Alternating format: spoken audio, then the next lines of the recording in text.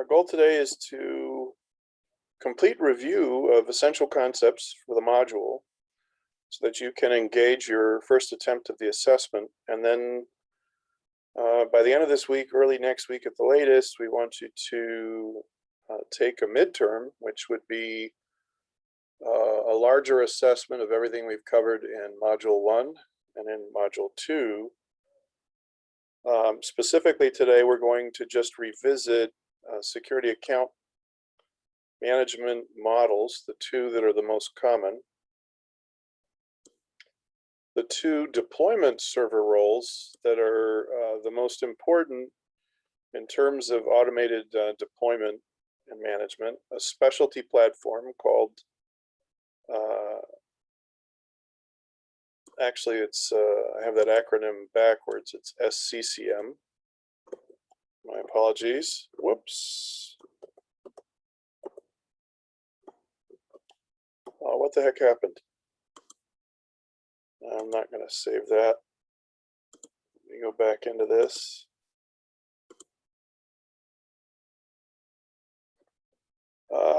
For some reason, my video is kind of wonky. We'll get back to that screen in just a moment. It's called SCCM, System Center Configuration Manager. And then we'll also have a look at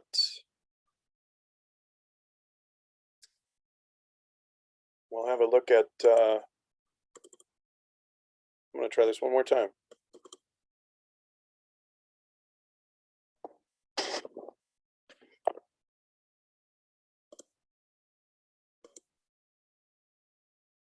Huh. It's really unusual. So does everybody see what's going on here on the screen? Yeah, I can see it. That's really odd. This has happened one time before where I don't get what's going on, and it was displaying just fine, but it's kind of like a Texas two-step. So we'll review System Center Configuration Manager, and then we'll also review the steps that you take if you're troubleshooting deployment and automation errors. You know, what are the basic steps that you want to follow? We'll also take a look at the assignments that are due later this week. So you may or may not recall, we did show you that there were a number of deployment roles for Microsoft Server 2019. And the most popular ones involved web server, file server, and DNS DHCP. The generic file server role is usually, or was at one point, called application server. It was file server on steroids, and it establishes the system as a home for database or a large database applications. So, you know, search engine stuff, content management, message boards, and so on. But basically web, file server, and DNS. Sometimes database and email. In simple terms,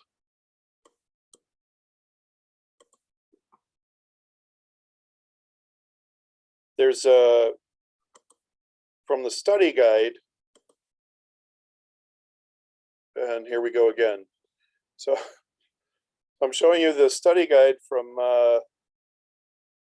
Module 1, and basically the study guide from Module 1 has a link where you can review the server roles.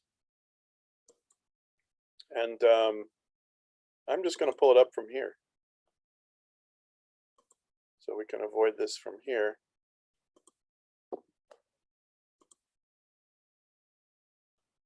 Can everybody see my screen?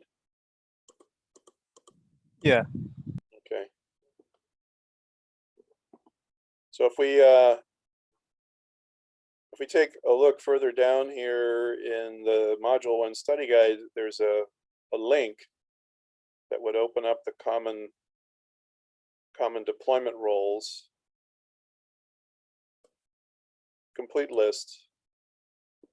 And there's two in particular. So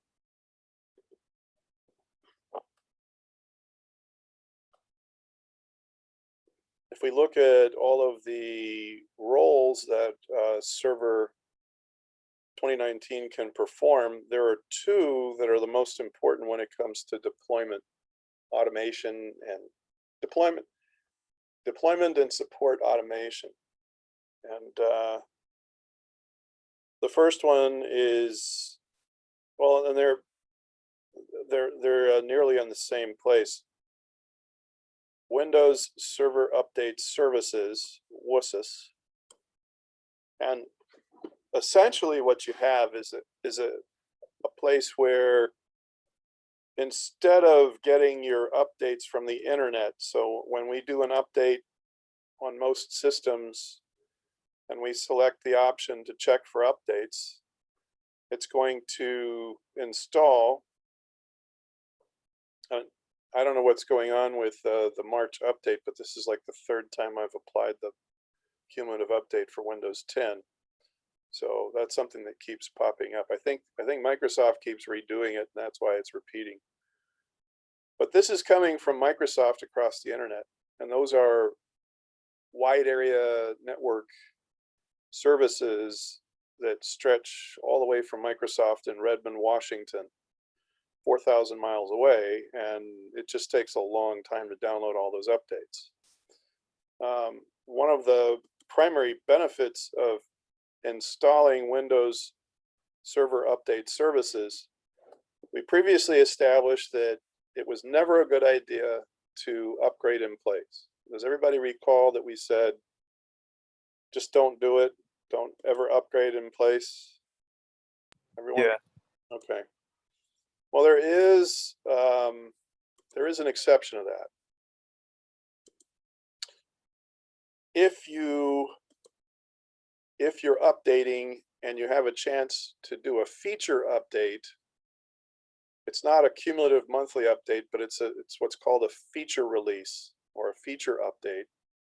That's an entirely new operating system outright. The entire kernel is replaced, and what has to happen is that you have to basically have a system that's close enough to that feature update. So if this is the March monthly update, and I don't do any of these updates until October, and there's a new feature release then in October, I have to download the March, the April, the May, the June, the July. I have to update all of those out to October before I can actually upgrade to a new version of the operating system. The only version of in-place upgrade that's actually acceptable is when a properly installed operating system is configured the right way, and then over time there are Windows updates and the feature release comes out once a year. That is one notable exception to the golden rule that you should never upgrade in place. But a feature update is really only good if you keep up with all of the monthly updates. The simple truth is, this is a huge issue for installation and for routine maintenance, because it just takes too long to get all this stuff from the internet, and especially if you have to reload them. The answer is to install Windows Server Update Services, and what WSUS does is it goes out on the internet ahead of time, and it downloads this monthly update, last month's monthly update, January's monthly update, December of 2020's monthly update. It basically gets a local copy of those 200, 300, 400 megabyte updates. The feature releases can be as large as 5 gigabytes. Let's repeat that. The feature releases that come out annually or semi-annually can be as large as 5 gigabytes. And so essentially when you're connecting across the local area network, if you're connected to a server across the wireless or across an Ethernet connection, that is literally 1,000 times faster.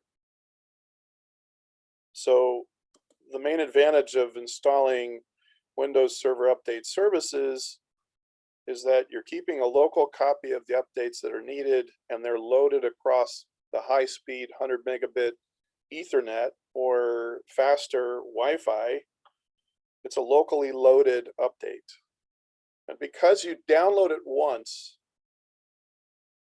that same update is good for all of the Windows systems in your house. So all of the Windows 10, all of the Windows 8.1, all of the Windows 8, all of the Server 2016, all of the Server 2019, that update can be reused over and over again for any other Windows system in your immediate environment.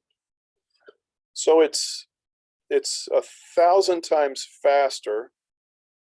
It's also 1,000 times more efficient because, I mean, think about UVI. UVI has a machine at least for every employee that we have, and then for students on the campus and computer labs and people who are connected in the library, at any one time there's 1,000 people. At any one time there are 1,000 people. So if I have 1,000 people and I multiply by a 360 megabyte monthly update, just the cumulative update, that's 360,000 megabytes, not bits, bytes. In order to get that off the internet, I have to multiply by 8 for bits. I have to download roughly 2.9 terabits of data. So if you've ever wondered, why is the internet so slow in my neighborhood? Why is the internet so slow at UVI? It's because people aren't using Windows Server Update Services. If you had a local Windows Update Service system, if we had 3 of those on the island, we could download 1 copy, and then people could get on their local institutional networks, they could get that copy 1,000 times faster. Well, what does this mean for people who are trying to get work done? And then it says, hey, you have an update, you have to reboot. Or hey, there's an update available for your system, don't you want to load it? Quite often users don't want to lose productivity, and they don't want to be delayed, and it takes forever to download off the internet. And so they're doing all sorts of other things. And the simple truth is, there was a version 1803, there's a version 1809, there's a version 1909, there's a version 20H2, there's 4 or 5 different entire versions of the operating system, Windows operating system, that are in circulation, and every one of them have dozens of monthly updates. The picture I showed you right here, that's just each month for 1 update. That's what it takes each month for 1 update for 1,000 machines at the UVI campus. What about all the machines for WAPA, for the VI government, for the education system, for the screens at the hospitals? You get the point, right? I hope everybody gets the point. Yeah. Yeah. But wouldn't it be much better to have a local copy? There is also a feature that you can use that's similar, and it's a stopgap measure for workgroup environments. When you have a work group instead of a domain, and remind me, we did or did not talk about the difference between workgroup security account management and domain security account management? Did we review this in our class? So what was it again? Security account management the difference between work group and or local Yeah. I think. Yeah, we did. Oh, we did. Yeah. Yes. versus domains, right? So if you have a domain, as opposed to a work group, if you're in a smaller environment, like let's say you're in a house with 6 people that need Windows, one of the options you can set up for advanced options is to say, for delivery optimization, you can enable delivery optimization, which says, I want PCs on my local network to provide the update downloads. So you're going to accept the fact that PCs have these updates. In fact, every time you update your PC, inside the Windows directory, there's a folder called, and I don't know if we talked about this, the Win Sideways Store. It's called SXS. This directory stores all of the updates that are hitting. So when you look at some of these, they're very large, right? I mean, if you check the size of these things, some of them are small and some of them are very large. But the point is, every updated Windows machine is a potential source for an update through the Win SXS directory. And if you turn on delivery optimization, you have a miniature version of Windows software update services, right? You have like a mini version. It's almost like a peer-to-peer or BitTorrent version. So if you turn on delivery optimization, the local copies are used instead of the ones off the internet. You can select this one and say, okay, PCs on my local network and PCs on the internet. I don't care where I get it from, as long as I get it from there. Anybody that does this, this is like Microsoft's own version of BitTorrent, and it's actually pretty decent. But the best way to go by far is to have a Windows domain, to have centralized management, and to use Windows Server Update Services. Now, you might think that that's not that big of a deal, but you have this thing called policy. We showed you not too long ago that you can create your own MMC. Does everybody remember we were talking about an MMC? Yeah. Okay, and right here, I'm going to add a snap-in, and I'm going to call this Group Policy Management.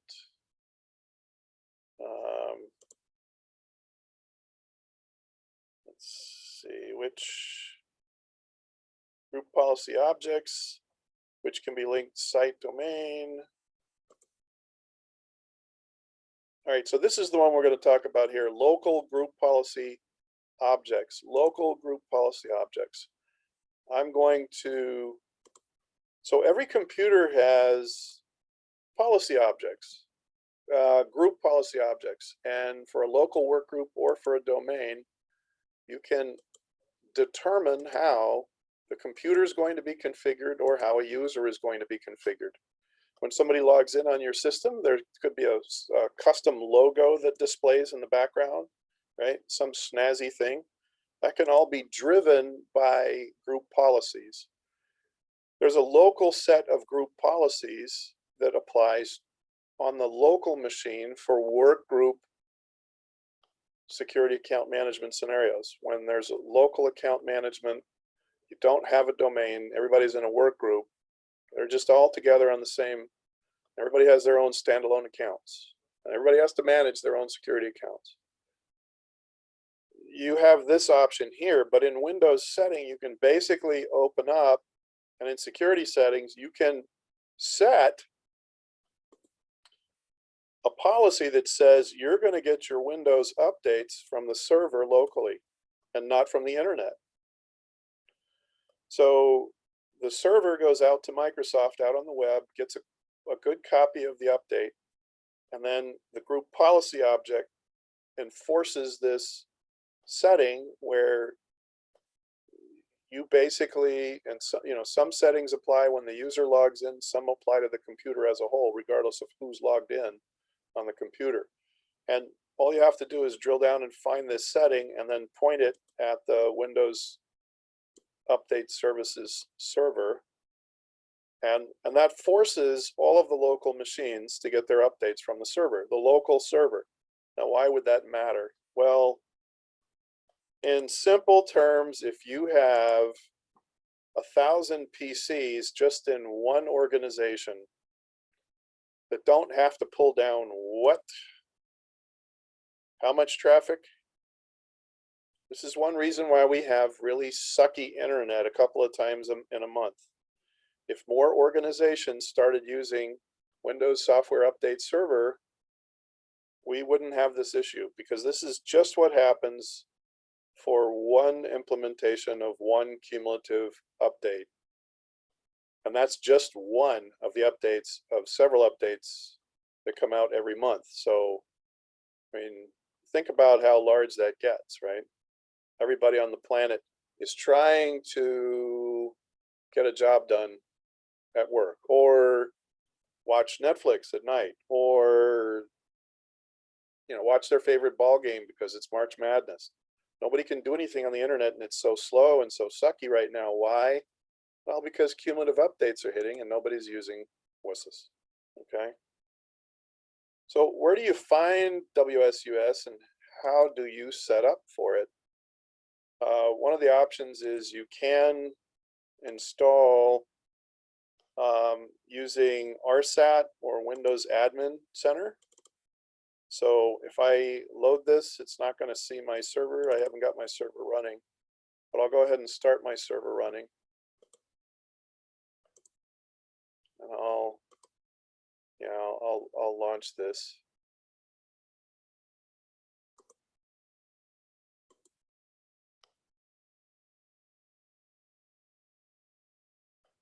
Essentially, when you connect, you can install that role, or with RSAT or with PowerShell. So, and by the way, my internet service was upgraded yesterday. Now that it has, I have a different network address on my system, so we're not seeing each other. In any case, I want you to understand that you can use Windows Remote Server Administration Tools, RSAT, or you can use Windows Admin Center, or you can use PowerShell to install that role. Yeah, that has to do with network. Pretty sure. Yep, has to do with network. So it's expecting to see an Ethernet connection. And I'm not at the campus today.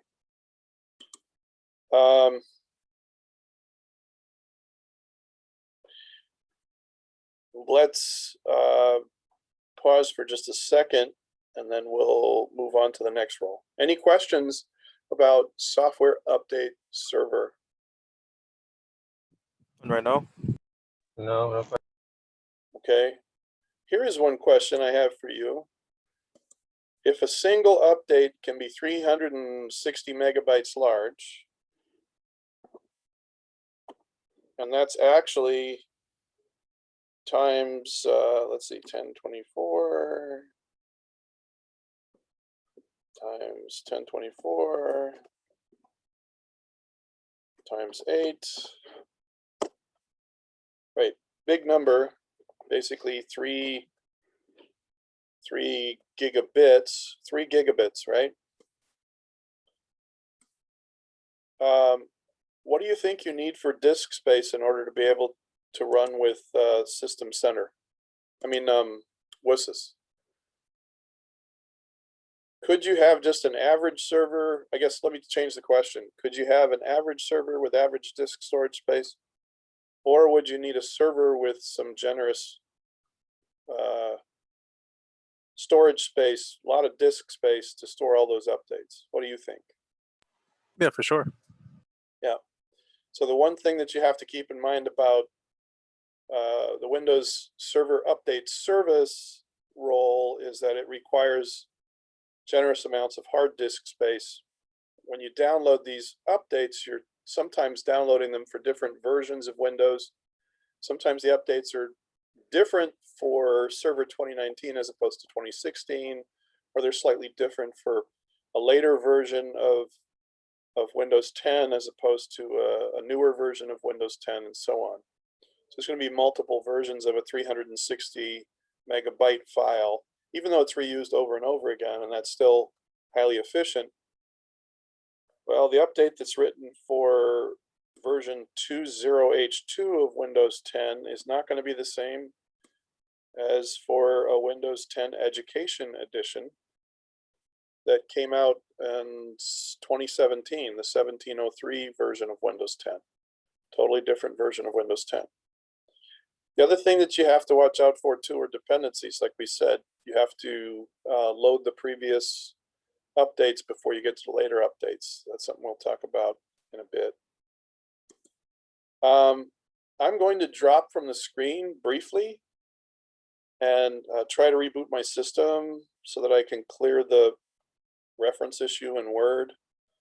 And I'll be right back in. Please don't go anywhere. I just wanted to take a moment to go ahead and drop that. So hang tight.